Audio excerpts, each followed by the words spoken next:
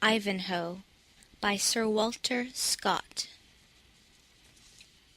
Chapter 1. Thus communed these, while to their lowly dome the full-fed swine returned with evening home, compelled, reluctant to the several styes, with din obstreperous and ungrateful cries. Pope's Odyssey. In that pleasant district of merry England which is watered by the river Don, there extended in ancient times a large forest, covering the greater part of the beautiful hills and valleys which lie between Sheffield and the pleasant town of Doncaster. The remains of this extensive wood are still to be seen at the noble seats of Wentworth, of Warncliffe Park, and around Rotherham. Here haunted of yore the fabulous dragon of Wantley. Here were fought many of the most desperate battles during the civil wars of the Roses. And here also flourished in ancient times those bands of gallant outlaws whose deeds have been rendered so popular in English song. Such being our chief scene, the date of our story refers to a period towards the end of the reign of Richard I, when his return from his long captivity had become an event rather wished than hoped for by his despairing subjects, who were in the meantime subjected to every species of subordinate oppression. The nobles whose power had become exorbitant during the reign of Stephen, and whom the prudence of Henry II had scarce reduced into some degree of subjection to the crown, had now resumed their ancient license in its utmost extent. Despising the feeble interference of the English Council of State, fortifying their castles, increasing the number of their dependents, reducing all around them to a state of vassalage, and striving by every means in their power to place themselves each at the head of such forces as might enable him to make a figure in the national convulsions which appeared to be impending. The situation of the inferior gentry, or franklins as they were called, who by the law and spirit of English constitution were entitled to hold themselves independent of feudal tyranny, became now unusually precarious. If, as was most generally the case, they placed themselves under the protection of any of the petty kings in their vicinity, accepted of feudal offices in his household, or bound themselves by mutual treaties of alliance and protection to support him in his enterprises, they might indeed purchase temporary repose. But it must be with the sacrifice of that independence which was so dear to every English bosom, and at the certain hazard of being involved as a party in whatever rash expedition the ambition of their protector might lead him to undertake.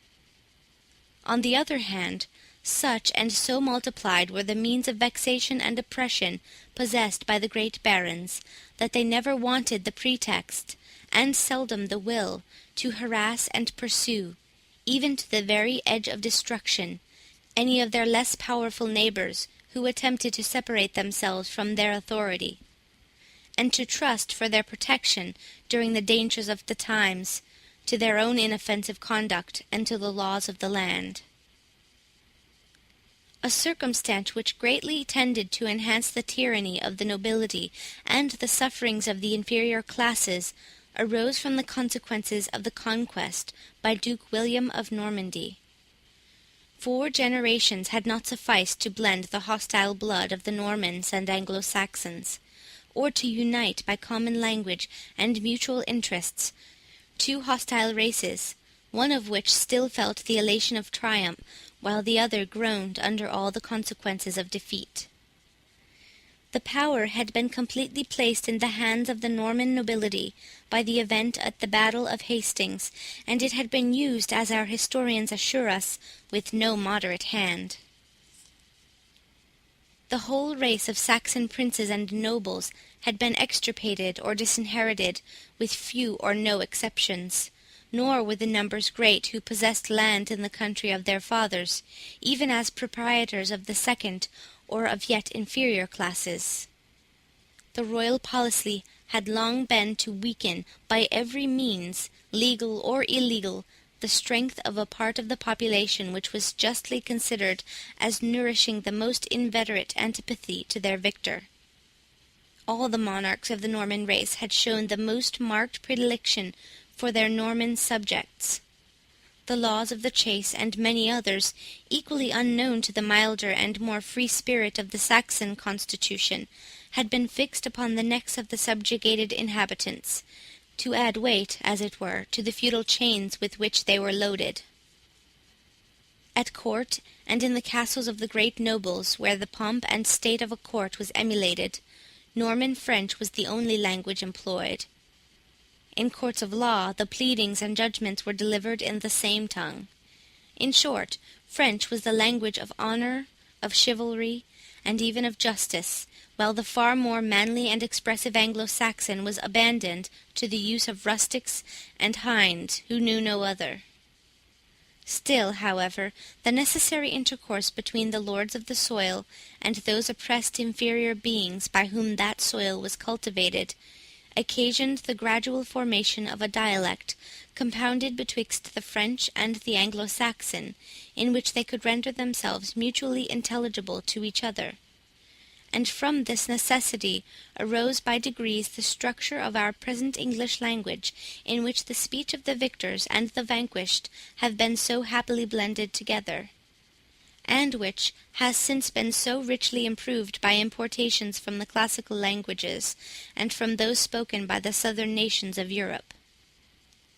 This state of things I have thought it necessary to premise, for the information of the general reader, who might be apt to forget that, although no great historical events, such as war or insurrection, mark the existence of the Anglo-Saxons as a separate people subsequent to the reign of William II, yet the great national distinctions betwixt them and their conquerors, the recollection of what they had formerly been, and to what they were now reduced, continued down to the reign of Edward III, to keep open the wounds which the conquest had inflicted, and to maintain a line of separation betwixt the descendants of the victor Normans and the vanquished Saxons. The sun was setting upon one of the rich grassy glades of that forest which we have mentioned in the beginning of the chapter. Hundreds of broad-headed, short-stemmed, wide-branched oaks, which had witnessed perhaps the stately march of the Roman soldiery, flung their gnarled arms over a thick carpet of the most delicious green sward. In some places they were intermingled with beeches, hollies, and copsewood of various descriptions, so closely as totally to intercept the level beams of the sinking sun. In others they receded from each other, forming those long sweeping vistas in the intricacy of which the eye delights to lose itself, while imagination considers them as the paths to yet wilder scenes of sylvan solitude. Here the red rays of the sun shot a broken and discoloured light, that partially hung upon the shattered boughs and mossy trunks of the trees, and there they illuminated in brilliant patches the portions of turf to which they made their way. A considerable open space in the midst of this glade seemed formerly to have been dedicated to the rites of druidical superstition, for on the summit of a hillock, so regular as to seem artificial, there still remained part of a circle of rough, unhewn stones of large dimensions. 7 stood upright. The rest had been dislodged from their places, probably by the zeal of some convert to Christianity, and lay, some prostrate near their former site, and others on the side of the hill. One large stone only had found its way to the bottom, and, in stopping the course of a small brook, which glided smoothly round the foot of the eminence, gave, by its opposition, a feeble voice of murmur to the placid and elsewhere silent streamlet. The human figures which completed this landscape were in number 2, partaking in their dress and appearance of that wild and rustic character which belonged to the woodlands of the West Riding of Yorkshire at that early period. The eldest of these men had a stern, savage, and wild aspect. His garment was of the simplest form imaginable, being a close jacket with sleeves, composed of the tanned skin of some animal, on which the hair had been originally left, but which had been worn off in so many places that it would have been difficult to distinguish from the patches that remained to what creature the fur had belonged. This primeval vestment reached from the throat to the knees, and served at once all the usual purposes of body clothing.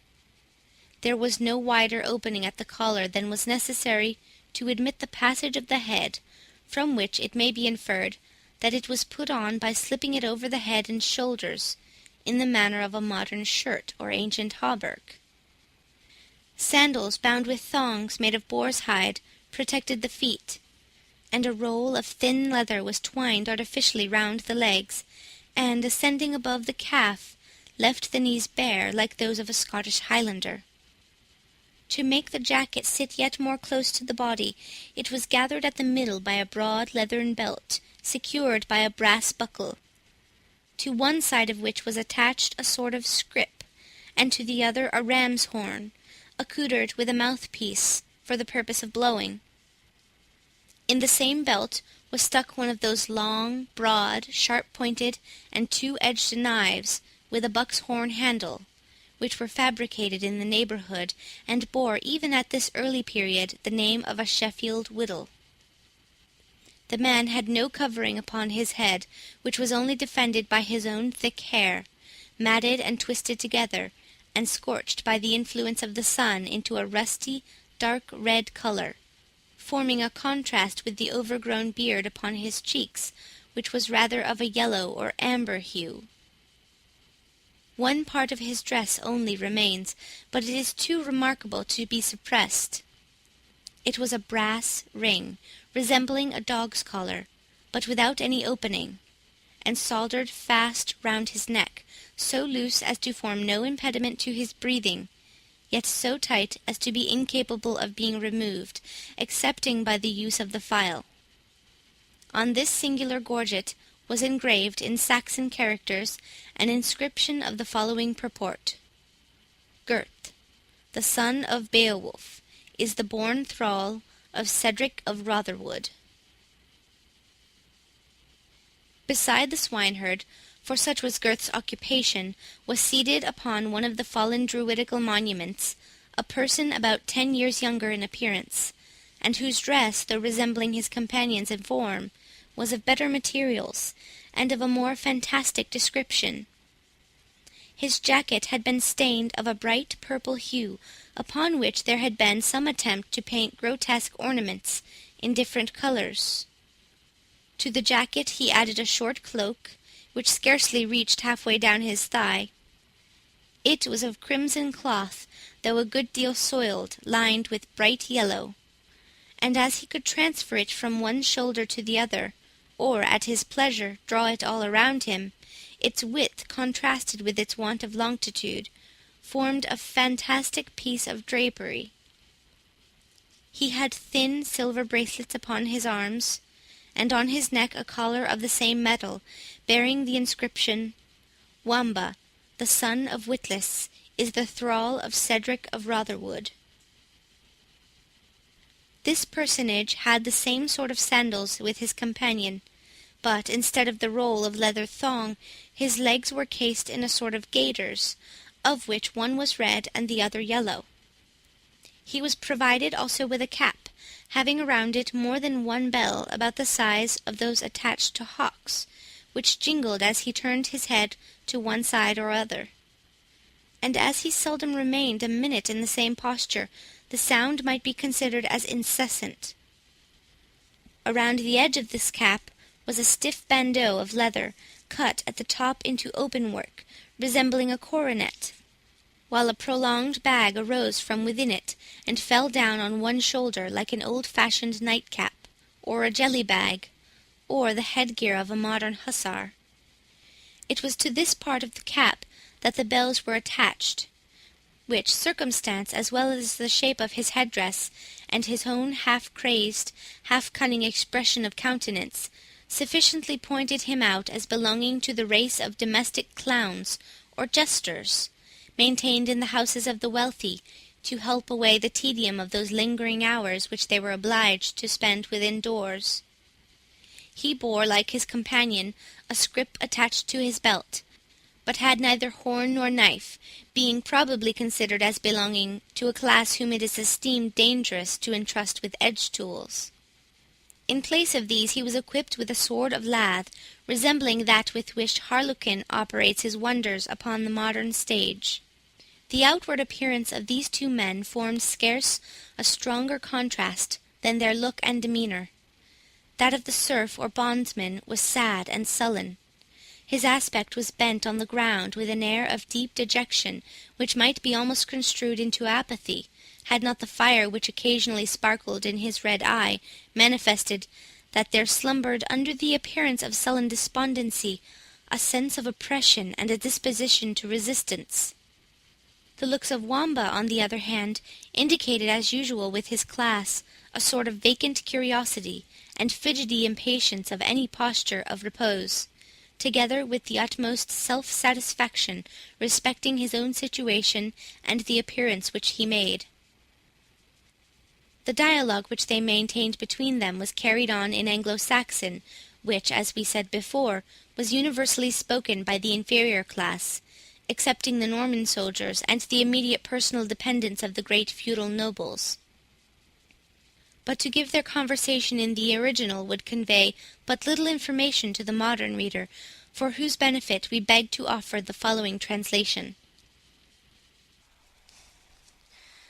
"The curse of Saint Withold upon these infernal porkers," said the swineherd, after blowing his horn obstreperously to collect together the scattered herd of swine, which, answering his call with notes equally melodious, made, however, no haste to remove themselves from the luxurious banquet of beech mast and acorns on which they had fattened, or to forsake the marshy banks of the rivulet, where several of them, half plunged in mud, lay stretched at their ease, altogether regardless of the voice of their keeper. "The curse of Saint Withold upon them and upon me," said Gurth. "If the two-legged wolf snap not up some of them ere nightfall, I am no true man. Here, Fangs! Fangs!" he ejaculated, at the top of his voice, to a ragged, wolfish-looking dog, a sort of lurcher, half mastiff, half greyhound, which ran limping about, as if with the purpose of seconding his master in collecting the refractory grunters, but which, in fact, from misapprehension of the swineherd's signals, ignorance of his own duty, or malice prepense, only drove them hither and thither, and increased the evil which seemed to design to remedy. "A devil draw the teeth of him," said Gurth, "and the mother of mischief confound the ranger of the forest that cuts the foreclaws off our dogs, and makes them unfit for their trade. Wamba, up and help me, an thou be'st a man. Take a turn round the back of the hill to gain the wind on them, and when thou'st got the weather gauge, thou mayst drive them before thee as gently as so many innocent lambs."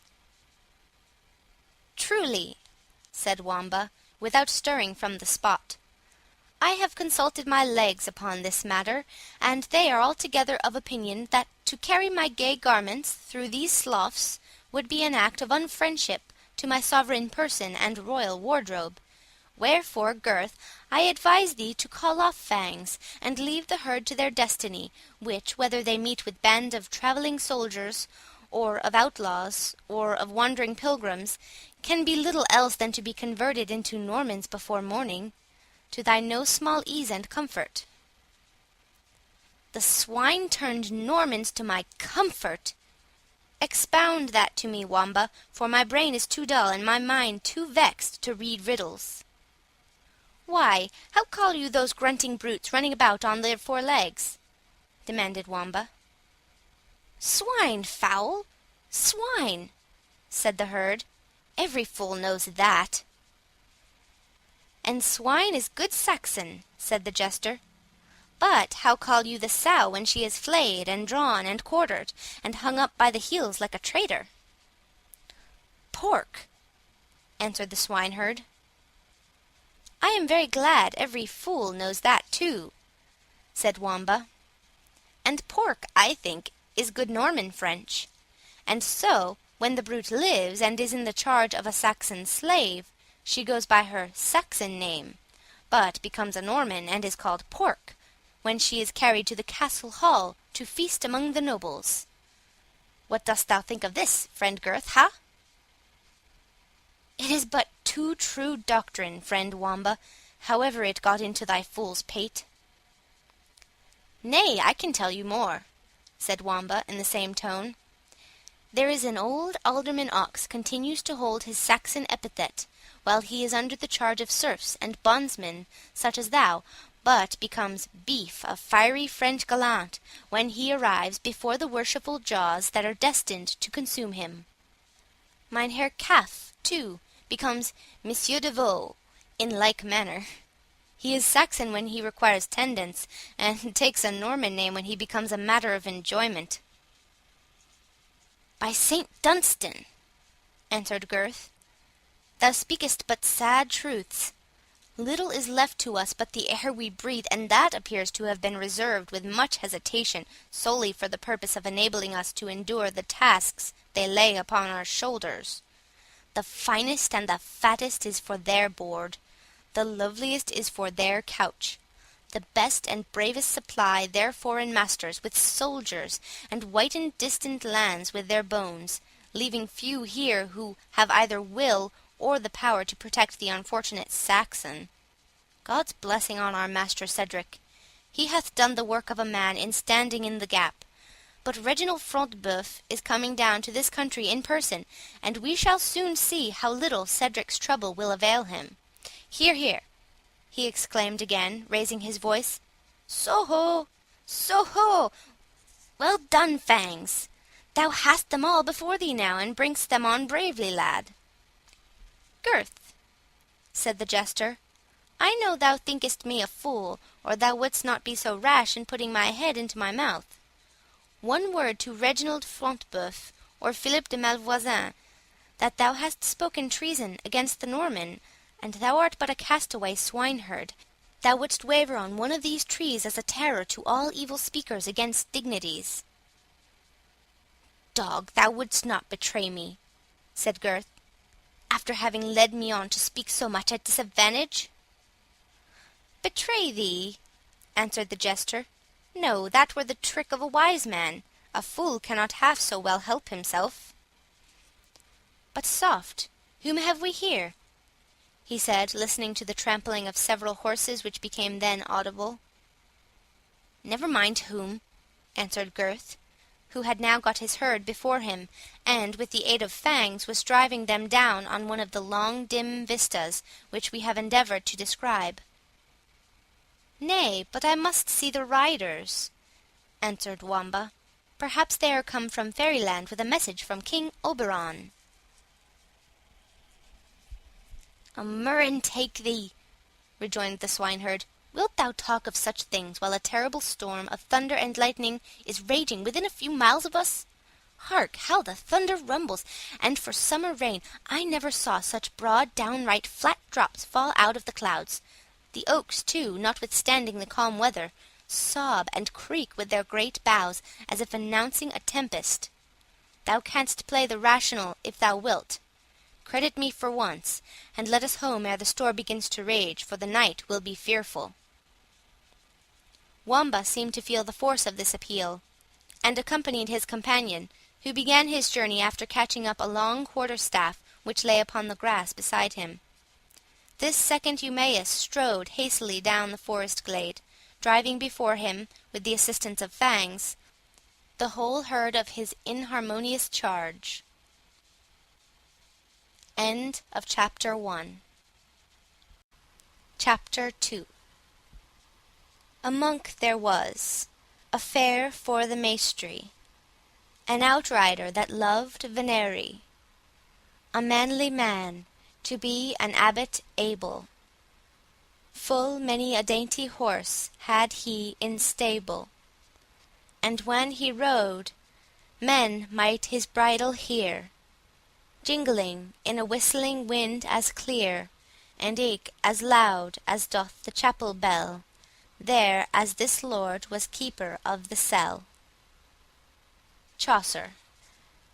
Notwithstanding the occasional exhortation and chiding of his companion, the noise of the horsemen's feet continuing to approach, Wamba could not be prevented from lingering occasionally on the road, upon every pretence which occurred. Now catching from the hazel a cluster of half-ripe nuts, and now turning his head to leer after a cottage maiden who crossed their path. The horsemen therefore soon overtook them on the road. Their numbers amounted to 10 men, of whom the 2 who rode foremost seemed to be persons of considerable importance, and the others their attendants. It was not difficult to ascertain the condition and character of one of these personages. He was obviously an ecclesiastic of high rank. His dress was that of a Cistercian monk, but composed of materials much finer than those which the rule of that order admitted. His mantle and hood were of the best Flanders cloth, and fell in ample and not ungraceful folds around a handsome, though somewhat corpulent person. His countenance bore as little the marks of self-denial as his habit indicated contempt of worldly splendour. His features might have been called good, had there not lurked under the penthouse of his eye that sly Epicurean twinkle which indicates the cautious voluptuary. In other respects, his profession and situation had taught him a ready command over his countenance, which he could contract at pleasure into solemnity, although its natural expression was that of good-humoured social indulgence. In defiance of conventual rules and the edicts of popes and councils, the sleeves of this dignitary were lined and turned up with rich furs. His mantle secured at the throat with a golden clasp, and the whole dress proper to his order, as much refined upon and ornamented as that of a Quaker beauty of the present day, who, while she retains the garb and costume of her sect, continues to give to its simplicity, by the choice of materials and the mode of disposing them, a certain air of coquettish attraction, savouring but too much of the vanities of the world. This worthy churchman rode upon a well-fed, ambling mule, whose furniture was highly decorated, and whose bridle, according to the fashion of the day, was ornamented with silver bells. In his seat he had nothing of the awkwardness of the convent, but displayed the easy and habitual grace of a well-trained horseman. Indeed, it seemed that so humble a conveyance as a mule, in however good case, and however well broken to a pleasant and accommodating amble, was only used by the gallant monk for travelling on the road.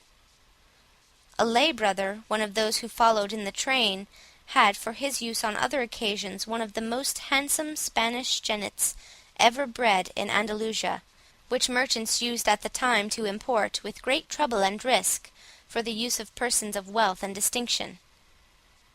The saddle and housings of this superb palfrey were covered by a long footcloth, which reached nearly to the ground, and on which were richly embroidered mitres, crosses, and other ecclesiastical emblems. Another lay brother led a sumpter mule, loaded probably with his superior's baggage, and 2 monks of his own order, of inferior station, rode together in the rear, laughing and conversing with each other, without taking much notice of the other members of the cavalcade. The companion of the church dignitary was a man past 40, thin, strong, tall, and muscular. An athletic figure, which long fatigue and constant exercise seemed to have left none of the softer part of the human form, having reduced the whole to brawn, bones, and sinews, which had sustained 1,000 toils, and were ready to dare 1,000 more. His head was covered with a scarlet cap, faced with fur, of that kind which the French call mortier, from its resemblance to the shape of an inverted mortar. His countenance was therefore fully displayed, and its expression was calculated to impress a degree of awe, if not fear, upon strangers. High features, naturally strong and powerfully impressive, had been burnt almost into negro blackness by constant exposure to the tropical sun, and might in their ordinary state be said to slumber after the storm of passion had passed away. But the projection of the veins of the forehead, The readiness with which the upper lip and its thick black moustaches quivered upon the slightest emotion, plainly intimated that the tempest might be again and easily awakened. His keen, piercing, dark eyes told in every glance a history of difficulties subdued and dangers dared, and seemed to challenge opposition to his wishes, for the pleasure of sweeping it from his road by a determined exertion of courage and of will. A deep scar on his brow gave additional sternness to his countenance, and a sinister expression to one of his eyes, which had been slightly injured on the same occasion, and of which the vision, though perfect, was in a slight and partial degree distorted. The upper dress of this personage resembled that of his companion in shape, being a long monastic mantle, but the colour, being scarlet, showed that he did not belong to any of the 4 regular orders of monks. On the right shoulder of the mantle there was cut, in white cloth, a cross of a peculiar form. This upper robe concealed what at first view seemed rather inconsistent with its form, a shirt, namely, of linked mail, with sleeves and gloves of the same, curiously plaited and interwoven, as flexible to the body as those which are now wrought in the stocking loom out of less obdurate materials. The forepart of his thighs, where the folds of his mantle permitted them to be seen, were also covered with linked mail. The knees and feet were defended by splints, or thin plates of steel, ingeniously jointed upon each other, and mail hose reaching from the ankle to the knee effectually protected the legs, and completed the rider's defensive armour. In his girdle he wore a long and double-edged dagger, which was the only offensive weapon about his person. He rode, not a mule like his companion, but a strong hackney for the road, to save his gallant war-horse, which a squire led behind, fully accoutred for battle, with a chamfron or plated headpiece upon his head, having a short spike projecting from the front. On one side of the saddle hung a short battle-axe, richly inlaid with Damascene carving.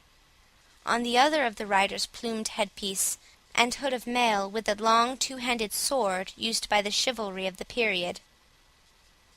A second squire held aloft his master's lance, from the extremity of which fluttered a small banderole or streamer, bearing a cross of the same form with that embroidered upon his cloak.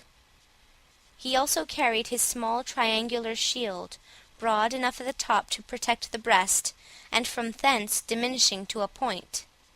It was covered with a scarlet cloth, which prevented the device from being seen. These 2 squires were followed by 2 attendants, whose dark visages, white turbans, and the oriental form of their garments showed them to be natives of some distant eastern country. The whole appearance of this warrior and his retinue was wild and outlandish. The dress of his squires were gorgeous, and his eastern attendants wore silver collars round their throats, and bracelets of the same metal upon their swarthy legs and arms, of which the latter were naked from the elbow, and the former from mid-leg to ankle. Silk and embroidery distinguished their dresses, and marked the wealth and importance of their master, forming at the same time a striking contrast with the martial simplicity of his own attire. They were armed with crooked sabres, having the hilt and baldric inlaid with gold, and matched with Turkish daggers of yet more costly workmanship. Each of them bore at his saddle-bow a bundle of darts or javelins, about 4 feet in length, having sharp steel heads, a weapon much used in among the Saracens, and of which the memory is yet preserved in the martial exercise called El-Jerid, still practised in the eastern countries. The steeds of these attendants were in appearance as foreign as their riders. They were of Saracen origin, and consequently of Arabian descent, and their fine slender limbs, small fetlocks, thin manes, and easy springy motion formed a marked contrast with the large jointed heavy horses, of which the race was cultivated in Flanders and in Normandy, for mounting the men-at-arms of the period in all the panoply of plate and mail, and which, placed by the side of those eastern coursers, might have passed for a personification of substance and of shadow. The singular appearance of this cavalcade not only attracted the curiosity of Wamba, but excited even that of his less volatile companion. The monk he instantly knew to be Prior of Jorvaulx Abbey, well known for many miles around as a lover of the chase, of the banquet, and, if fame did him not wrong, of other worldly pleasures still more inconsistent with his monastic vows. Yet so loose were the ideas of the times respecting the conduct of the clergy, whether secular or regular, that the Prior Aymer maintained a fair character in the neighbourhood of his abbey. His free and jovial temper, and the readiness with which he granted absolution from all ordinary delinquencies, rendered him a favourite among the nobility and principal gentry, to several of whom he was allied by birth, being of a distinguished Norman family. The ladies in particular were not disposed to scan too nicely the morals of a man who was a professed admirer of their sex, and who possessed many means of dispelling the ennui which was too apt to intrude upon the halls and bowers of an ancient feudal castle. The Prior mingled in the sports of the field with more than due eagerness, and was allowed to possess the best trained hawks, and the fleetest greyhounds in the North Riding, circumstances which strongly recommended him to the youthful gentry. With the old he had another part to play, which, when needful, he could sustain with great decorum. His knowledge of books, however superficial, was sufficient to impress upon their ignorance respect for his supposed learning, and the gravity of his deportment and language, with the high tone which he exerted in setting forth the authority of the Church and of the priesthood, impressed them no less with an opinion of his sanctity.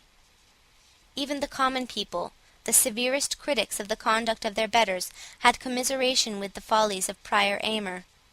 He was generous, and charity, as it is well known, covereth a multitude of sins, in another sense than that in which it is said to do so in Scripture. The revenues of the monastery, of which a large part was at his disposal, while they gave him the means of supplying his own very considerable expenses, afforded also those largesses which he bestowed among the peasantry, and with which he frequently relieved the distresses of the oppressed. If Prior Aymer rode hard in the chase, or remained long at the banquet, if Prior Aymer was seen at the early peep of dawn to enter the postern of the abbey, as he glided home from some rendezvous which had occupied the hours of darkness, men only shrugged up their shoulders, and reconciled themselves to his irregularities, by recollecting that the same were practised by many of his brethren who had no redeeming qualities whatsoever to atone for them. Prior Aymer, therefore, and his character were well known to our Saxon serfs, who made their rude obeisance, and received his benedicte me fils in return. But the singular appearance of his companion and his attendants arrested their attention and excited their wonder, and they could scarcely attend to the Prior of Jorvaulx's question when he demanded if they knew of any place of harbourage in the vicinity. So much were they surprised at the half-monastic, half-military appearance of the swarthy stranger, and at the uncouth dress and arms of his eastern attendants. It is probable, too, that the language in which the benediction was conferred, and the information asked, sounded ungracious, though not probably unintelligible, in the ears of the Saxon peasants. "I asked you, my children," said the Prior, raising his voice, and using the lingua franca, or mixed language, in which the Norman and Saxon races conversed with each other, "if there be in this neighbourhood any good man who, for the love of God and devotion to Mother Church, will give 2 of her humblest servants, with their train, a night's hospitality and refreshment?" This he spoke with a tone of conscious importance, which formed a strong contrast to the modest terms which he thought it proper to employ. 2 of the humblest servants of Mother Church, repeated Wamba to himself, but, fool as he was, taking care not to make his observation audible. "I should like to see her seneschals, her chief butlers, and her other principal domestics." After this internal commentary on the Prior's speech, he raised his eyes, and replied to the question which had been put. "If the reverend fathers," he said, "loved good cheer and soft lodging, Few miles of riding would carry them to the priory of Brinksworth, where their quality could not but secure them the most honourable reception; or, if they preferred spending a penitential evening, they might turn down yonder wild glade, which would bring them to the hermitage of Copmanhurst, where a pious anchoret would make them sharers for the night of the shelter of his roof and the benefit of his prayers. The Prior shook his head at both proposals. "Mine honest friend," said he, "if the jangling of thy bells had not dizzied thine understanding, thou mightst know the clericus clericum non decimat. That is to say, we churchmen do not exhaust each other's hospitality, but rather require that of the laity, giving them thus an opportunity to serve God in honouring and relieving his appointed servants." "It is true," replied Wamba, "that I, being but an ass, am nevertheless honoured to bear the bells as well as your reverence's mule. Notwithstanding, I did not conceive that the charity of Mother Church and her servants might be said, with other charity, to begin at home." "A truce to thine insolence, fellow," said the armed rider, breaking in on his prattle with a high and stern voice, "and tell us, if thou canst, the road to— How called you your franklin, Prior Aymer?" "Cedric," answered the Prior, "Cedric the Saxon. Tell me, good fellow, are we near his dwelling, and can you show us the road?" "The road will be uneasy to find," answered Gurth, who broke silence for the first time, "and the family of Cedric retire early to rest." "Truth, tell not me, fellow," said the military rider. "'Tis easy for them to arise and supply the wants of travellers such as we are, who will not stoop to beg the hospitality which we have a right to command." "I know not," said Gurth sullenly, "if I should show the way to my master's house to those who demand as a right the shelter which most are fain to ask as a favour." "Do you dispute with me, slave?" said the soldier, and, setting spurs to his horse, he caused him make a demi-volt across the path, raising at the same time the riding-rod which he held in his hand, with a purpose of chastising what he considered as the insolence of the peasant. Gurth darted at him a savage and revengeful scowl, and with a fierce yet hesitating motion laid his hand on the haft of his knife. But the interference of Prior Aymer, who pushed his mule betwixt his companion and the swineherd, prevented the meditated violence. "Nay, by Saint Mary, brother Brian, you must not think you are now in Palestine, predominating over heathen Turks and infidel Saracens. We islanders love not blows, save those of the Holy Church, who chasteneth whom she loveth. Tell me, good fellow," said he to Wamba, and seconded his speech by a small piece of silver coin, "the way to Cedric the Saxon's. You cannot be ignorant of it, and it is your duty to direct the wanderer, even when his character is less sanctified than ours." "In truth, venerable father," answered the jester, "the Saracen head of your right reverend companion has frightened out of mine the way home. I am not sure I shall get there to-night myself." "Tush," said the abbot, "thou canst tell us if thou wilt. This reverend brother has been all his life engaged in fighting among the Saracens for the recovery of the Holy Sepulchre. He is of the order of Knights Templars, whom you may have heard of. He is half a monk, half a soldier."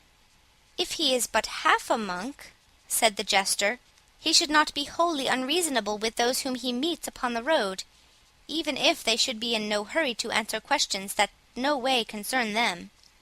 "I forgive thy wit," replied the abbot, "on condition thou wilt show me the way to Cedric's mansion." "Well, then," answered Wamba, "your reverence must hold on this path till you come to a sunken cross, of which scarce a cubit's length remains above ground. Then take the path to the left, for there are 4 which meet at Sunken Cross, and I trust your reverence will obtain shelter before the storm comes on." The abbot thanked his sage adviser, and the cavalcade, setting spurs to their horses, rode on as men who do wish to reach their inn before the bursting of a night's storm. As their horses' hoofs died away, Gurth said to his companion, "If they follow thy wise direction, the reverend fathers will hardly reach Rotherwood this night." "No," said the Jester, grinning, "but they may reach Sheffield if they have good luck, and that is as fit a place for them. I am not so bad a woodsman as to show the dog where the deer lies, if I have no mind he should chase him."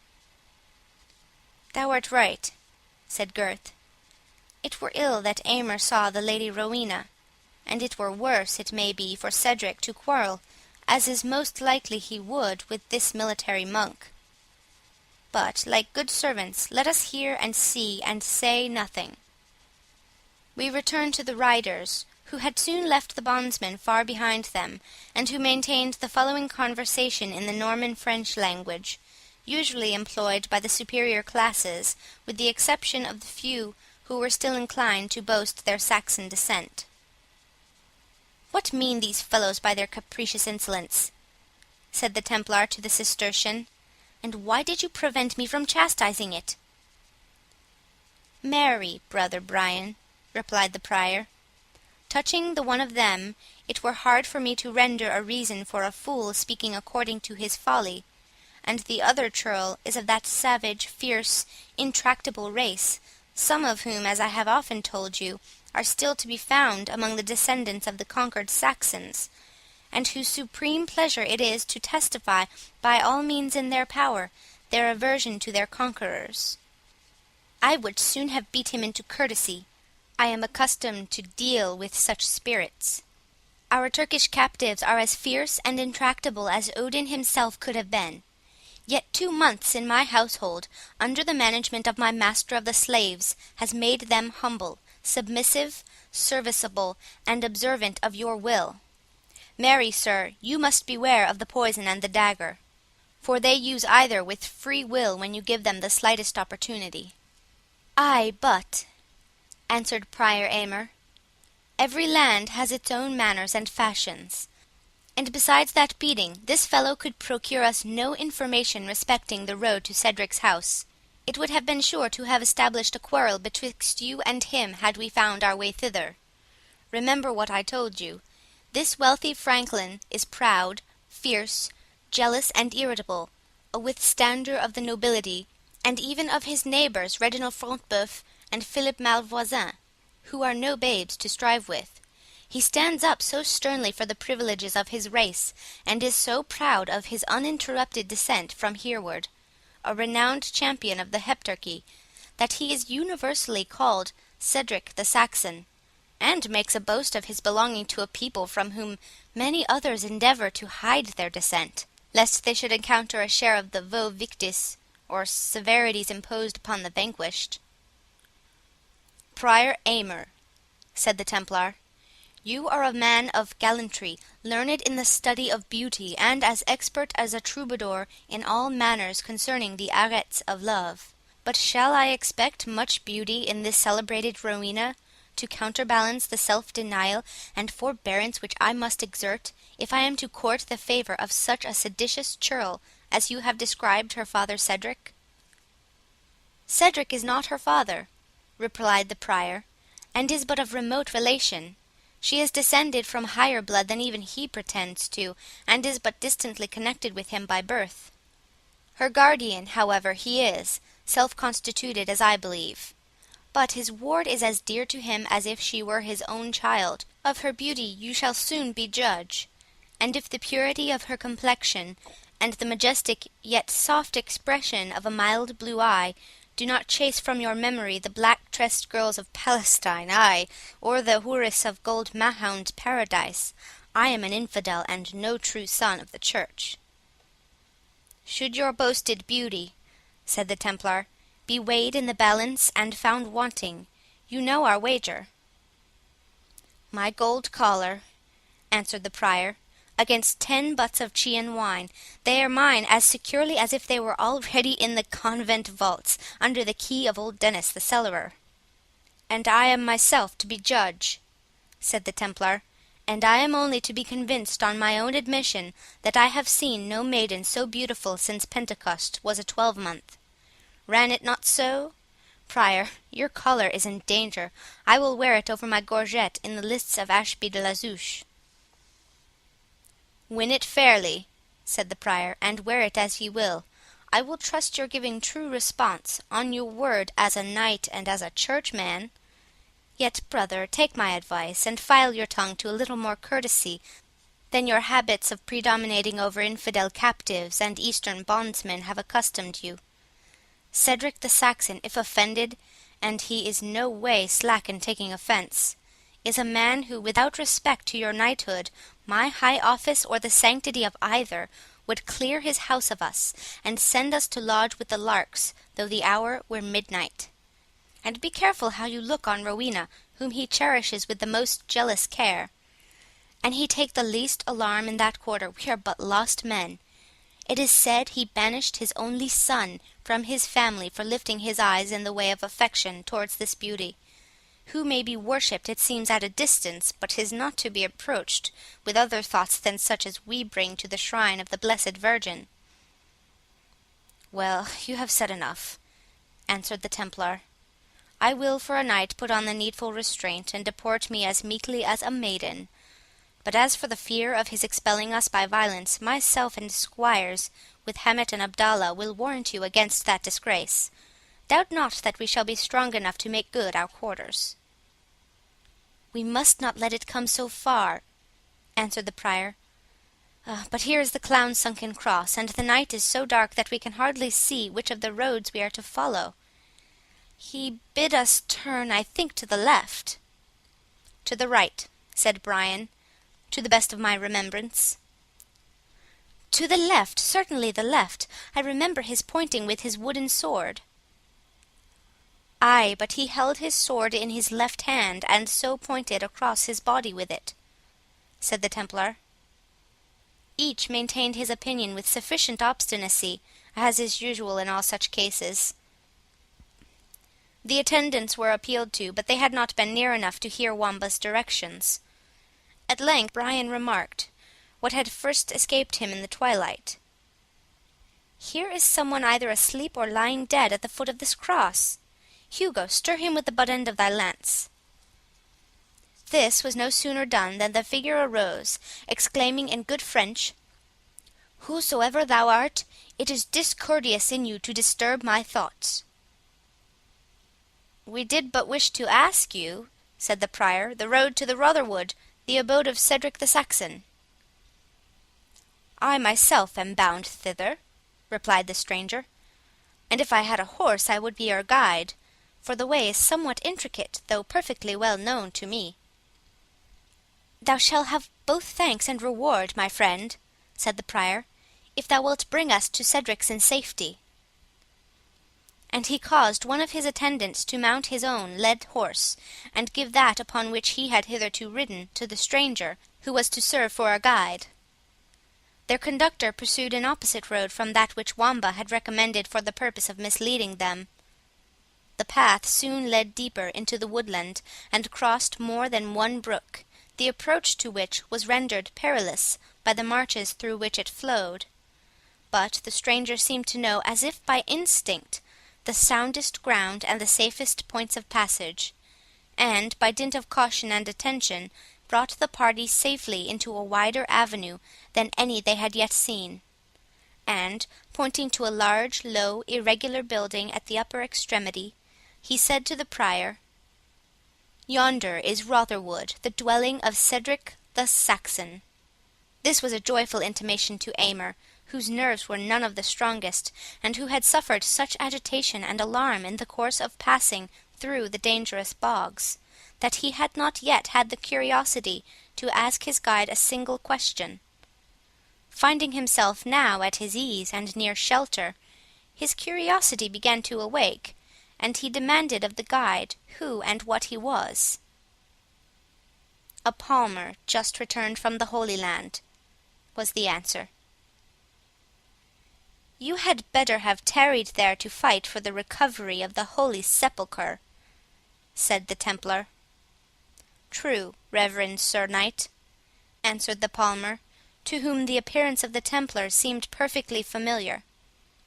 But when those who are under oath to recover the Holy City are found travelling at such distance from the scene of their duties, can you wonder that a peaceful peasant like me should decline the task which they have abandoned?" The Templar would have made an angry reply, but was interrupted by the Prior, who again expressed his astonishment that their guide, after such a long absence, should be so perfectly acquainted with the passes of the forest. "I was born a native of these parts," answered their guide, and as he made the reply they stood before the mansion of Cedric, a low irregular building, containing several courtyards or enclosures, extending over a considerable space of ground, and which, though its size argued the inhabitant to be a person of wealth, differed entirely from the tall, turreted, and castellated buildings in which the Norman nobility resided, and which had become the universal style of architecture throughout England. Rotherwood was not, however, without defences. No habitation in that disturbed period could have been so without the risk of being plundered and burnt before the next morning. A deep fosse or ditch was drawn round the whole building, and filled with water from a neighbouring stream. A double stockade or palisade, composed of pointed beams, which the adjacent forest supplied, defended the outer and inner bank of the trench. There was an entrance from the west through the outer stockade, which communicated by a drawbridge with a similar opening in the interior defences. Some precautions had been taken to place those entrances under the protection of protecting angles, by which they might be flanked in case of need by archers or slingers. Before this entrance the Templar wound his horn loudly, for the rain, which had long threatened, began now to descend with great violence. End of Chapter 2. Chapter 3. Then, sad relief, from the bleak coast that hears the German ocean roar, deep blooming, strong, and yellow-haired, the blue-eyed Saxon came. Thomson's Liberty. In a hall, the height of which was greatly disproportioned to its extreme length and width, a long oaken table formed of planks rough-hewn from the forest, and which had scarcely received any polish, stood ready prepared for the evening meal of Cedric the Saxon. The roof, composed of beams and rafters, had nothing to divide the apartment from the sky, excepting the planking and thatch. There was a huge fireplace at either end of the hall, but as the chimneys were constructed in a very clumsy manner, at least as much of the smoke found its way into the apartment as escaped by the proper vent. The constant vapour which this occasioned had polished the rafters and beams of the low-browed hall by encrusting them with a black varnish of soot. On the sides of the apartment hung implements of war and of the chase, and there were at each corner folding doors, which gave access to other parts of the extensive building. The other appointments of the mansion partook of the rude simplicity of the Saxon period, which Cedric piqued himself upon maintaining. The floor was composed of earth mixed with lime, trodden into a hard substance, such as is often employed in flooring of our modern barns. For about 1/4 of the length of the apartment the floor was raised by a step, and this space, which was called the dais, was occupied only by the principal members of the family and visitors of distinction. For this purpose a table richly covered with scarlet cloth was placed transversely across the platform, from the middle of which ran the longer and lower board, at which the domestics and inferior persons fed, down towards the bottom of the hall. The whole resembled the form of the letter T, or some of those ancient dinner tables which, arranged on the same principles, may be still seen in the antique colleges of Oxford or Cambridge. Massive chairs and settles of carved oak were placed upon the dais, and over these seats and the more elevated table was fastened a canopy of cloth, which served in some degree to protect the dignitaries who occupied that distinguished station from the weather, and especially from the rain, which in some places found its way through the ill-constructed roof. The walls of this upper end of the hall, as far as the dais extended, were covered with hangings or curtains, and upon the floor there was a carpet, both of which were adorned with some attempts at tapestry or embroidery, executed with brilliant or rather gaudy colouring. Over the lower range of the table, the roof, as we have noticed, had no covering. The rough plastered walls were left bare, and the rude earthen floor was uncarpeted. The board was uncovered by a cloth, and rude massive benches supplied the place of chairs. In the centre of the upper table were placed 2 chairs, more elevated than the rest, for the master and mistress of the family, who presided over the scene of hospitality, and from doing so derived their Saxon title of honour, which signifies the dividers of the bread. To each of these chairs was added a footstool, curiously carved and inlaid with ivory, which mark of distinction was peculiar to them. One of these seats was at present occupied by Cedric the Saxon, who, though but in rank a thane, or, as the Normans called him, a franklin, felt at the delay of his evening meal an irritable impatience, which might have become an alderman, whether of ancient or of modern times. It appeared, indeed, from the countenance of this proprietor, that he was of a frank, but hasty and choleric temper. He was not above the middle stature, but broad-shouldered, long-armed, and powerfully made, like one accustomed to endure the fatigue of war or of the chase.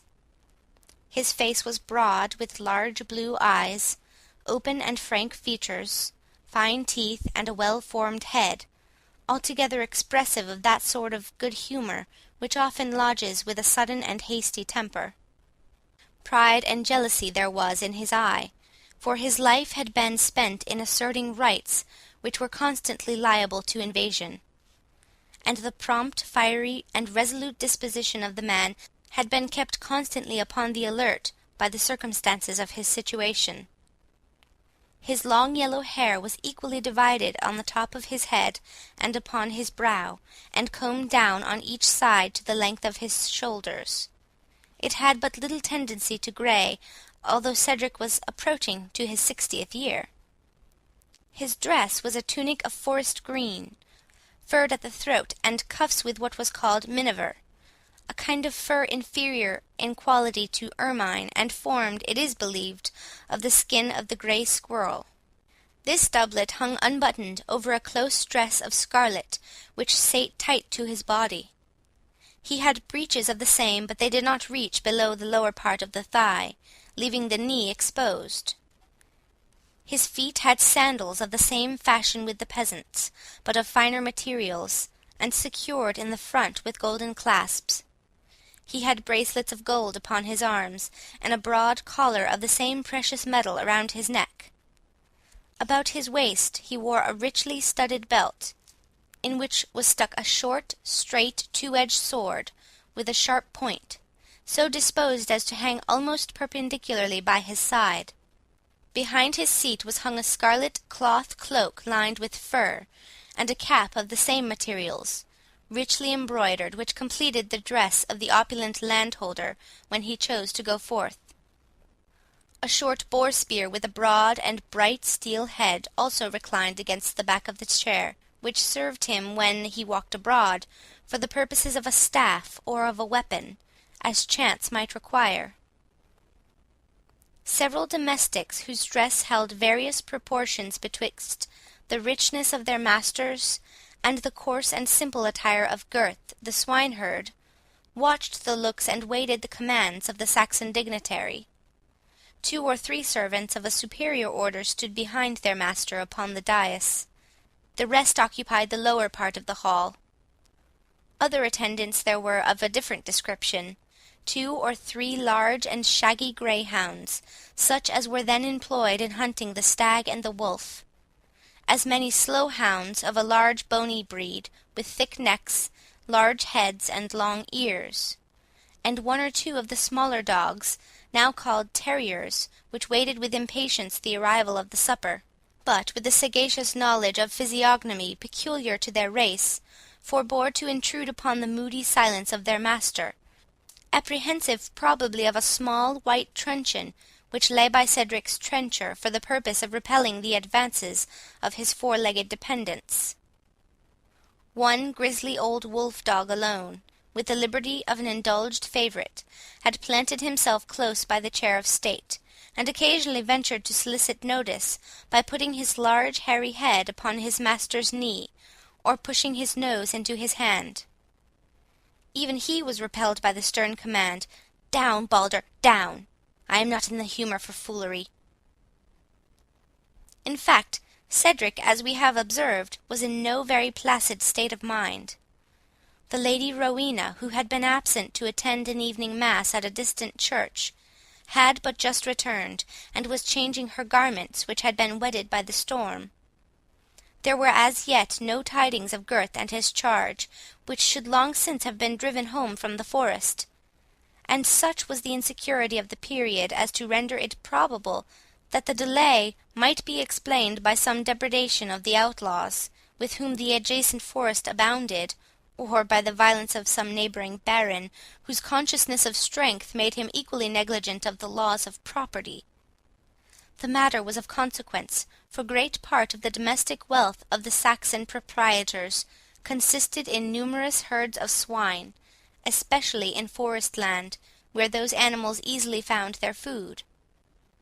Besides these subjects of anxiety, the Saxon thane was impatient for the presence of his favourite clown, Wamba, whose jests, such as they were, served for a sort of seasoning to his evening meal, and to the deep draughts of ale and wine with which he was in the habit of accompanying it. Add to all this, Cedric had fasted since noon, and his usual supper hour was long past, a cause of irritation common to country squires, both in ancient and modern times. His displeasure was expressed in broken sentences, partly muttered to himself, partly addressed to the domestics who stood around, and particularly to his cupbearer, who offered him from time to time, as a sedative, a silver goblet filled with wine. "Why tarries the Lady Rowena?" "She is but changing her headgear," replied a female attendant, with as much confidence as the favourite lady's maid usually answers the master of a modern family. "You would not wish her to sit down to the banquet in her hood and kirtle, and no lady within the shire can be quicker in arraying herself than my mistress." This undeniable argument produced a sort of acquiescent "humph" on the part of the Saxon, with the addition, "I wish her devotion may choose fair weather for the next visit to St. John's Kirk. But what in the name of 10 devils," continued he, turning to the cupbearer, and raising his voice as if happy to have found a channel into which he might divert his indignation without fear or control, "what in the name of 10 devils keeps Gurth so long afield? I suppose we shall have an evil account of the herd. He was wont to be a faithful and cautious drudge, and I had destined him for something better. Perchance I might even have made him one of my warders." Oswald, the cupbearer, modestly suggested that it was scarce an hour since the tolling of the curfew, an ill-chosen apology, since it turned upon a topic so harsh to Saxon ears. "The foul fiend!" exclaimed Cedric. "Take the curfew bell and the tyrannical bastard by whom it was devised, and the heartless slave who names it with a Saxon tongue to a Saxon ear. The curfew," he added, pausing. "Ay, the curfew, which compels true men to extinguish their lights, that thieves and robbers may work their deeds in darkness. Ay, the curfew. Reginald Front de Bœuf and Philippa de Malvoisin know the use of the curfew as well as William the Bastard himself, or e'er a Norman adventurer that fought at Hastings. I shall hear, I guess, that my property has been swept off to save from starving the hungry banditti, whom they cannot support but by theft and robbery. My faithful slave is murdered, and my goods are taken for a prey, and Wamba, where is Wamba? Said not someone he had gone forth with Gurth?" Oswald replied in the affirmative. "Ay, why, this is better and better. He is carried off too, the Saxon fool, to serve the Norman lord. Fools are we all indeed that serve them, and fitter subjects for their scorn and laughter than if we were born with but half our wits. But I will be avenged," he added, starting from his chair in impatience at the supposed injury, and catching hold of his boar-spear. "I will go with my complaint to the great council. I have friends, I have followers. Man to man will I appeal the Norman to the lists. Let him come in his plate and his mail, and all that can render cowardice bold. I have sent such a javelin as this through a stronger fence than 3 of their war-shields. Haply they think me old, but they shall find, alone and childless as I am, the blood of Hereward is in the veins of Cedric. Wilfred! Wilfred!"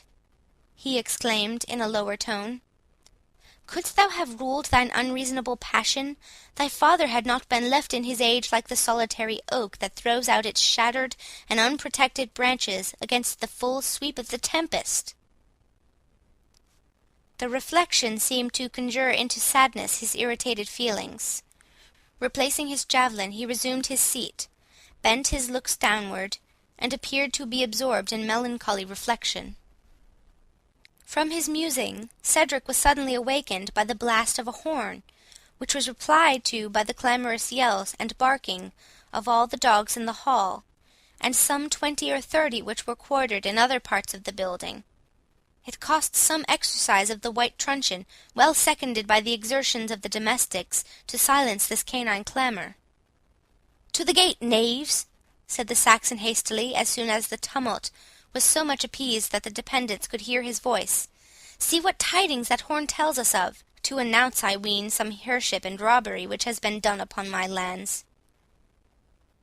Returning in less than 3 minutes, a warder announced that the Prior Aymer of Jorvaulx and the good knight Brian de Bois Guilbert, commander of the valiant and venerable order of Knights Templars, with a small retinue, requested hospitality and lodging for the night, being on their way to a tournament which was to be held not far from the Ashby de la Zouche on the 2nd day from the present.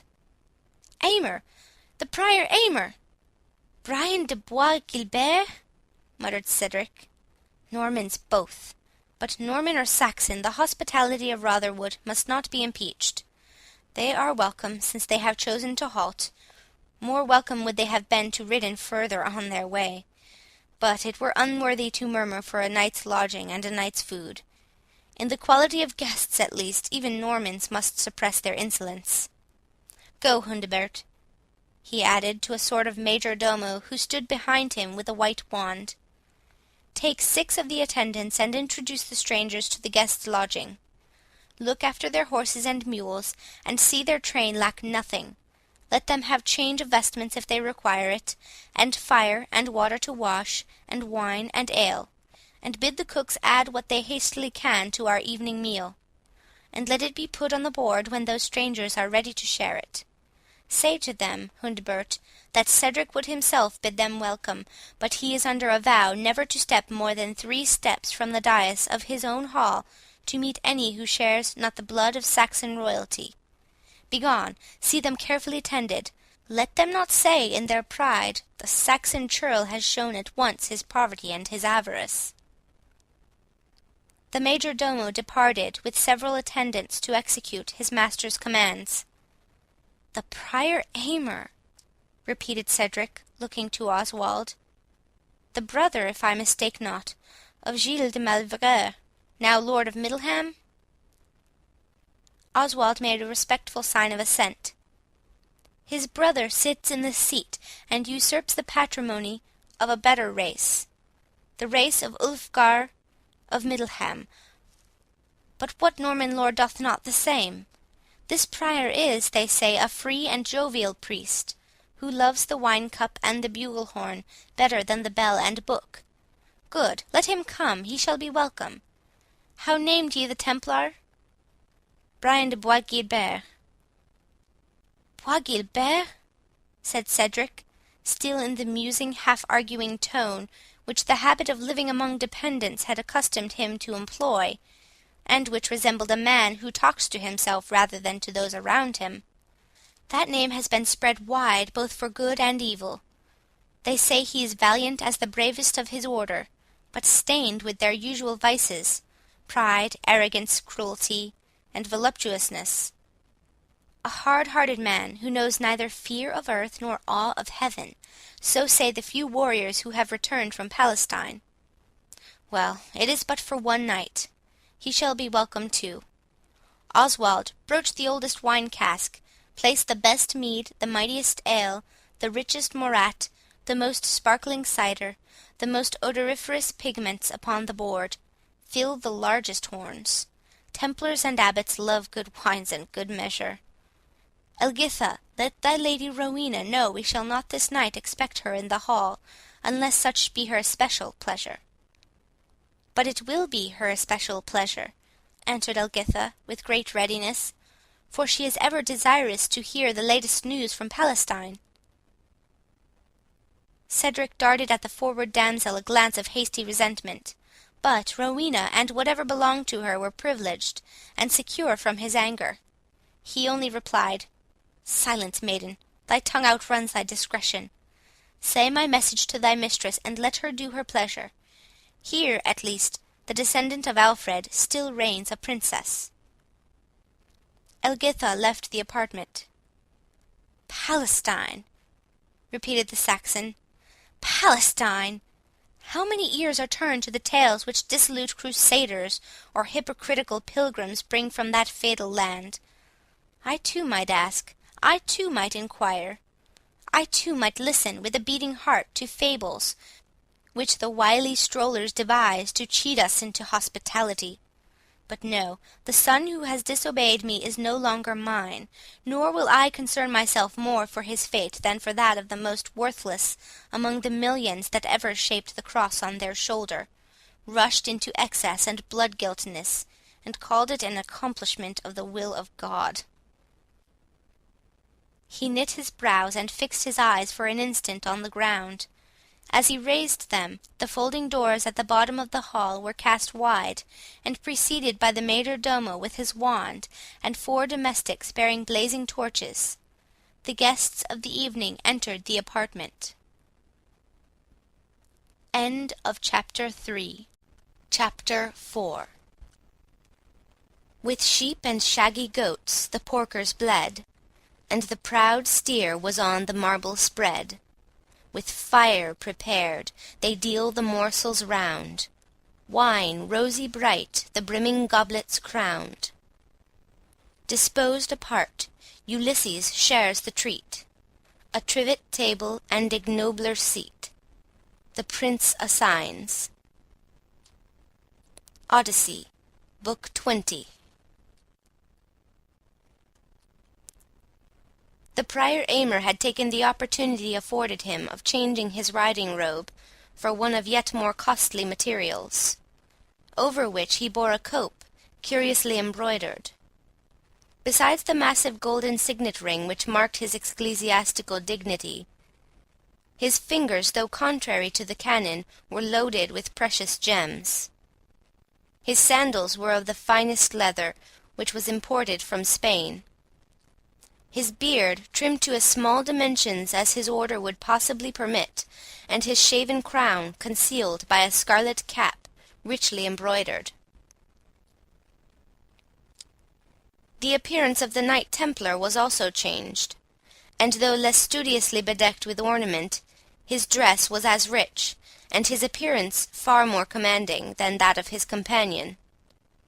He had exchanged his shirt of mail for an under-tunic of dark purple silk, garnished with furs, over which flowed his long robe of spotless white in ample folds. The 8-pointed cross of his order was cut on the shoulder of his mantle in black velvet. The high cap no longer invested his brows, which were only shaded by short and thick curly hair of raven blackness, corresponding to his unusually swart complexion. Nothing could be more gracefully majestic than his step and manner, had they not been marked by a predominant air of haughtiness, easily acquired by the exercise of unresisted authority. These 2 dignified persons were followed by their respective attendants, and at a more humble distance by their guide, whose figure had nothing more remarkable than it derived from the usual weeds of a pilgrim. A cloak or mantle of coarse black serge enveloped his whole body. It was in shape something like the cloak of a modern hussar, having similar flaps for covering the arms, and was called a sclavine or sclavonian. Coarse sandals bound with thongs on his bare feet. A broad and shadowy hat, with cockle shells stitched on its brim, and a long staff shod with iron, to the upper end of which was attached a branch of palm, completed the palmer's attire. He followed modestly the last of the train which entered the hall, and observing that the lower table scarce afforded room sufficient for the domestics of Cedric and the retinue of his guests, he withdrew to a settled place beside and almost under one of the large chimneys, and seemed to employ himself in drying his garments, until the retreat of some one should make room at the board, or the hospitality of the steward should supply him with refreshments in the place he had chosen apart. Cedric rose to receive his guests with an air of dignified hospitality, and, descending from the dais, or elevated part of his hall, made 3 steps towards them, and then awaited their approach. "I grieve," he said, "reverend prior, that my vow binds me to advance no farther upon this floor of my fathers, even to receive such guests as you and this valiant knight of the Holy Temple. But my steward has expounded to you the cause of my seeming discourtesy. Let me also pray that you will excuse my speaking to you in my native tongue, and that you will reply in the same if your knowledge of it permits. If not, I sufficiently understand Norman to follow your meaning." "Vows," said the abbot, "must be unloosed, worthy Franklin, or permit me rather to say, worthy Thane, although the title is antiquated. Vows are the knots which tie us to heaven. They are the cords which bind the sacrifice to the horns of the altar, and are, therefore, as I said before, to be unloosed and discharged, unless our holy Mother Church shall pronounce the contrary. And respecting language, I willingly hold communication in that spoken by my respected grandmother, Hilda of the Middleham, who died in odour of sanctity. Little short, if we may presume to say so, of her glorious namesake, the blessed Saint Hilda of Whitby. God be gracious to her soul." When the prior had ceased what he meant as a conciliatory harangue, his companion said briefly and emphatically, "I speak ever French, the language of King Richard and his nobles, but I understand English sufficiently to communicate with the natives of the country." Cedric darted at the speaker one of those hasty and impatient glances which comparisons between the 2 rival nations seldom fail to call forth.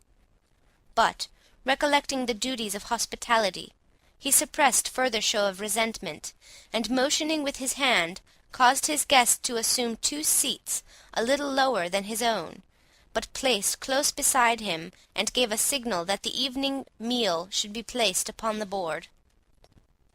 While the attendants hastened to obey Cedric's commands, his eye distinguished Gurth, the swineherd, who, with his companion Wamba, had just entered the hall. "Send these loitering knaves up hither," said the Saxon impatiently. And when the culprits came before the dais, "How comes it, villains, that you have loitered abroad so late as this?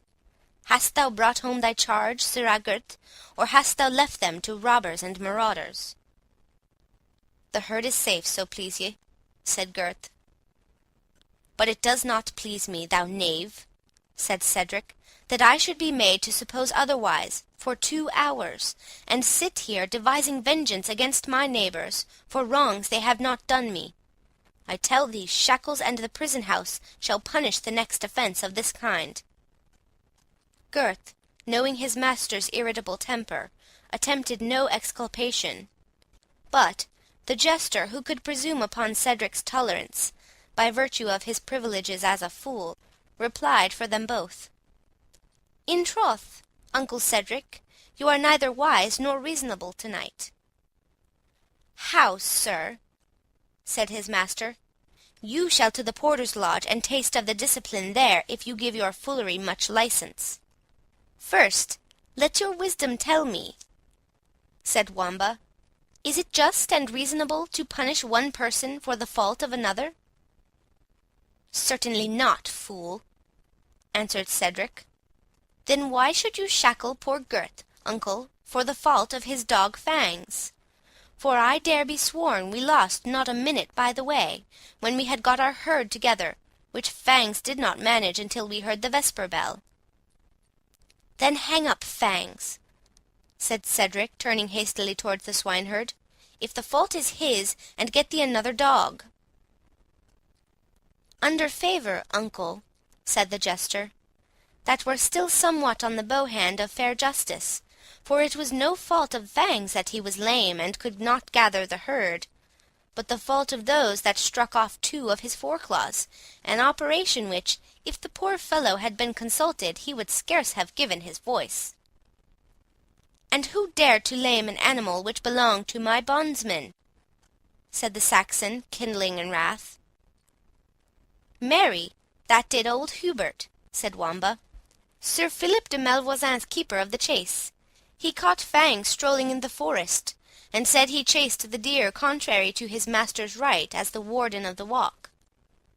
The foul fiend take Malvoisin, answered the Saxon, and his keeper both. I will teach them that the wood was deforested in terms of the great forest charter. But enough of this. Go to, knave, go to thy place. And thou, Gurth, get thee another dog, and should the keeper dare to touch it, I will mar his archery. The curse of a coward on my head, if I strike not off the forefinger of his right hand. He shall draw bowstring no more. I crave your pardon, my worthy guests. I am beset here with neighbours that match your infidels, Sir Knight, in Holy Land. But your homely fare is before you. Feed, and let welcome make amends for hard fare. The feast, however, which was spread upon the board, needed no apologies from the lord of the mansion. Swine's flesh, dressed in several modes, appeared on the lower part of the board, and also that of fowls, deer, goats, and hares, and various kinds of fish, together with huge loaves and cakes of bread, and sundry confections made of fruits and honey. The smaller sorts of wild fowl, of which there was abundance, were not served up in platters, but brought in upon small wooden spits or broaches, and offered by the pages and domestics, who bore them to each guest in succession, who cut from them such a portion as he pleased.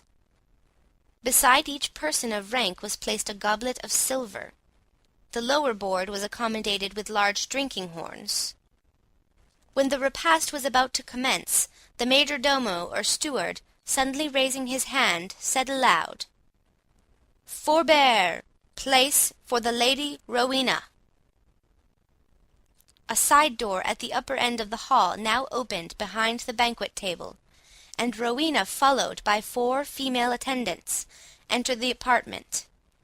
Cedric, though surprised, and perhaps not altogether agreeably so, at his ward appearing in public on this occasion, hastened to meet her, and to conduct her with respectful ceremony to the elevated seat at his own right hand, appropriated to the lady of the mansion.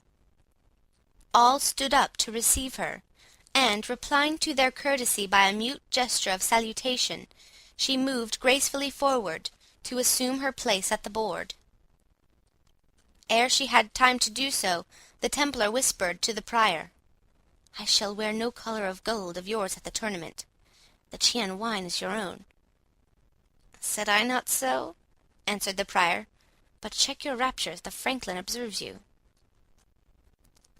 Unheeding this remonstrance, and accustomed only to act upon the immediate impulse of his own wishes, Brian de Bois Guilbert kept his eyes riveted on the Saxon beauty, more striking perhaps to his imagination because of differing wildly from those of the eastern sultanas. Formed in the best proportions of her sex, Rowena was tall in stature, yet not so much as to attract observation on account of superior height.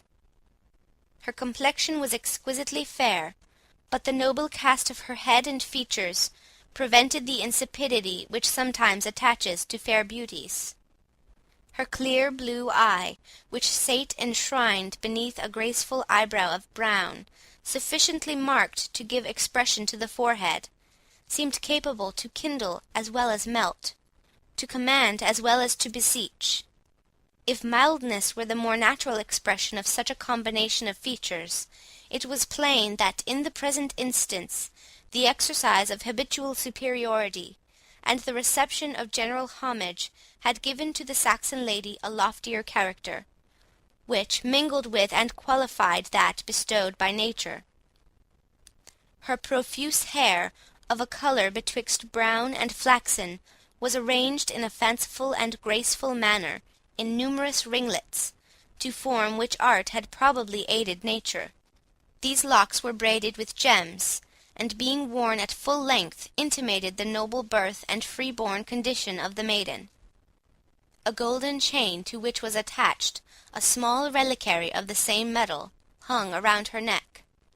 She wore bracelets on her arms, which were bare. Her dress was an undergown and kirtle of pale sea-green silk, over which hung a long, loose robe, which reached to the ground, having very wide sleeves, which came down, however, very little below the elbow. This robe was crimson, and manufactured out of the very finest wool. A veil of silk, interwoven with gold, was attached to the upper part of it, which could be, at the wearer's pleasure, either drawn over the face and bosom after the Spanish fashion, or disposed as a sort of drapery around the shoulders. When Rowena perceived the Knight Templar's eyes bent on her with an ardour that, compared with the dark caverns under which they moved, gave them the effect of lighted charcoal, she drew with dignity the veil around her face, as an intimation that the determined freedom of his glance was disagreeable. Cedric saw the motion and its cause. "Sir Templar," said he, "the cheeks of our Saxon maidens have seen too little of the sun to enable them to bear the fixed glance of a crusader." "If I have offended," replied Sir Brian, "I crave your pardon, that is, I crave the Lady Rowena's pardon, for my humility will carry me no lower." "The Lady Rowena," said the Prior, "has punished us all, in chastising the boldness of my friend. Let me hope she will be less cruel to the splendid train which are to meet at the tournament." "Our going thither," said Cedric, "is uncertain. I love not these vanities which were unknown to my fathers when England was free." "Let us hope, nevertheless," said the Prior, "our company may determine you to travel thitherward. When the roads are so unsafe, the escort of Sir Brian de Bois Guilbert is not to be despised." "Sir Prior," answered the Saxon, "wheresoever I have travelled in this land, I have hitherto found myself, with the assistance of my good sword and faithful followers, in no respect needful of other aid. At present, if we indeed journey to Ashby de la Zouche, we do so with my noble neighbour and countryman, Athelstane of Königsberg, and with such a train as would set outlaws and feudal enemies at defiance. I drink to you, Sir Prior, in this cup of wine, which I trust your taste will approve, and I thank you for your courtesy. Should you be so rigid in adhering to monastic rule," he added, "as to prefer your acid preparation of milk, I hope you will not strain courtesy to do me reason." "Nay," said the priest, laughing, "it is only in our abbey that we confine ourselves to the lac dulce, or the lac acidum either. Conversing with the world, we use the world's fashion, and therefore I answer your pledge in this honest wine, and leave the weaker liquor to my lay brother." "And I," said the Templar, filling his goblet, "drink wassail to the fair Rowena, for since her namesake introduced the word into England, has never been one more worthy of such a tribute. By my faith, I could pardon the unhappy Burgoyne, had he half the cause that we now witness for making shipwreck of his honour and his kingdom." "I will spare your courtesy, Sir Knight," said Rowena with dignity, and without unveiling herself. "Or rather, I will tax it so far as to require of you the latest news from Palestine, a theme more agreeable to our English ears than the compliments which your French breeding teaches." "I have little of importance to say, lady," answered Sir Brian de Bois Guilbert, "excepting the confirmed tidings of a truce with Saladin." He was interrupted by Wamba, who had taken his appropriated seat upon a chair, the back of which was decorated with 2 asses' ears, and which was placed about 2 steps behind that of his master, who, from time to time, supplied him with victuals from his own trencher; a favour, however, which the Jester shared with the favourite dogs, of whom, as we have already noticed, there were several in attendance. Here sat Wamba, with a small table before him, his heels tucked up against the bar of the chair, his cheeks sucked up so as to make his jaws resemble a pair of nutcrackers, and his eyes half shut, yet watching with alertness every opportunity to exercise his licensed foolery. "These truces with the infidels!" he exclaimed, without caring how suddenly he interrupted the stately Templar, "make an old man of me." "Go to, knave, how so?" said Cedric, his features prepared to receive favourably the expected jest. "Because," answered Wamba, "I remember 3 of them in my day, each of which was to endure for the course of 50 years, so that, by computation, I must be at least 150 years old. I will warrant you against dying of old age, however," said the Templar, who now recognised his friend of the forest. "I will assure you from all deaths but a violent one, if you give such directions to wayfarers as you did this night to the Prior and me." "How, sirrah!" said Cedric. "Misdirect travellers! We must have you whipped. You are at least as much rogue as fool." "I pray thee, uncle," answered the Jester, "let my folly for once protect my roguery. I did but make a mistake between my right hand and my left, and he might have pardoned a greater who took a fool for his counsellor and guide." Conversation was here interrupted by the entrance of the porter's page, who announced that there was a stranger at the gate, imploring admittance and hospitality. "Admit him," said Cedric. "Be he who or what he may, a night like that which roars without compels even wild animals to herd with tame, and to seek the protection of man, their mortal foe, rather than perish by the elements.